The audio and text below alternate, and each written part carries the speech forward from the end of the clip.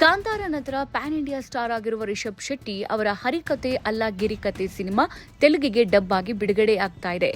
A film by ಗಿರಿ ಹೆಸರಿನಲ್ಲಿ ಮೇ 8ರಂದು ಆಂಧ್ರ ತೆಲಂಗಾಣದಲ್ಲಿ ತೆರೆಗೆ ಬರಲಿದೆ. ಕಾಂತಾರಕ್ಕೂ ಮುನ್ನ ತೆರೆ ಕಂಡಿದ್ದ ಈ ಚಿತ್ರವನ್ನ ಈಗ ಬಿಡುಗಡೆ ಮಾಡೋಕೆ ರಿಷಬ್ ಅವರು ಜನಪ್ರಿಯತೆಯೇ ಕಾರಣ ಎನ್ನಲಾಗ್ತಿದೆ. ಈ ನಿರ್ಧಾರ ಹಲವರಲ್ಲಿ ಕುತೂಹಲ ಮೂಡಿಸಿದೆ. ರಿಷಬ್ ಶೆಟ್ಟಿ ಅವರು ಕಾಂತಾರ ಹಾಗೂ ಕಾಂತಾರ ಚಾಪ್ಟರ್ 1 ರಿಲೀಸ್ ಬಳಿಕ ಸೂಪರ್ ಸ್ಟಾರ್ ಆಗಿದ್ದಾರೆ. ಪ್ಯಾನ್ ಇಂಡಿಯಾ ಮಟ್ಟದಲ್ಲಿ ಅವರ ಜನಪ್ರಿಯತೆ ಹಬ್ಬಿದೆ. ಅವರ ಸಿನಿಮಾ ತೆರೆಗೆ ಬರ್ತಾ ಇದೆ ಅಂದ್ರೆ ಜನರು ತುಂಬಾನೇ ನಿರೀಕ್ಷೆ ಇಟ್ಕೊಂಡು ಕಾಯ್ತಾರೆ. ಅದು ದೊಡ್ಡ ಮಟ್ಟದಲ್ಲಿ ಸುದ್ದಿ ಕೂಡ ಆಗತ್ತೆ. ಆದ್ರೆ ಈಗ ಅವರ ಚಿತ್ರವೊಂದು ಸದ್ದಿಲ್ಲದೆ ತೆರೆಗೆ ಬರೋಕೆ ರೆಡಿ ಆಗಿದೆ. ಅದುವೇ ಎ ಫಿಲ್ಮ್ ಬೈ ಗಿರಿ. ಹರಿಕತೆ ಅಲ್ಲ ಗಿರಿಕತೆ ಸಿನಿಮಾ 2022ರಲ್ಲಿ ರಿಲೀಸ್ ಆಗಿತ್ತು. ಈ ಸಿನಿಮಾ ಜಿಯೋ ಹಾಟ್ಸ್ಟಾರ್ನಲ್ಲಿ ವೀಕ್ಷಣೆಗೆ ಲಭ್ಯವಿದೆ.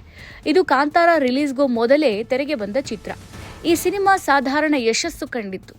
ಈಗ ಚಿತ್ರ ತೆಲುಗಿಗೆ ಡಬ್ ಆಗಿದೆ. ಮೇ 8ರಂದು ಸಿನಿಮಾ ತೆಲಂಗಾಣ ಹಾಗೂ ಆಂಧ್ರ ಪ್ರದೇಶದಲ್ಲಿ ತೆರೆಗೆ ಬರಲಿದೆ.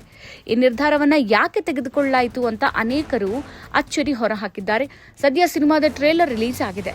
ರಿಷಬ್ ಶೆಟ್ಟಿ ಅವರು ಈಗ ಕೇವಲ ಕನ್ನಡದ ಹೀರೋ ಮಾತ್ರ ಅಲ್ಲ, ತೆಲುಗು ರಾಜ್ಯಗಳಲ್ಲಿ ಅವರ ಪರಿಚಯ ಅನೇಕರಿಗೆ ಇದೆ.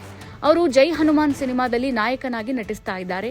ಈ ಕಾರಣದಿಂದ ಎ ಫಿಲ್ಮ್ ಬೈ ಗಿರಿ ಈಗ ರಿಲೀಸ್ ಮಾಡಿದ್ರೆ ಜನ ನೋಡಬಹುದು ಎಂಬ ನಂಬಿಕೆ ಇರಬಹುದು.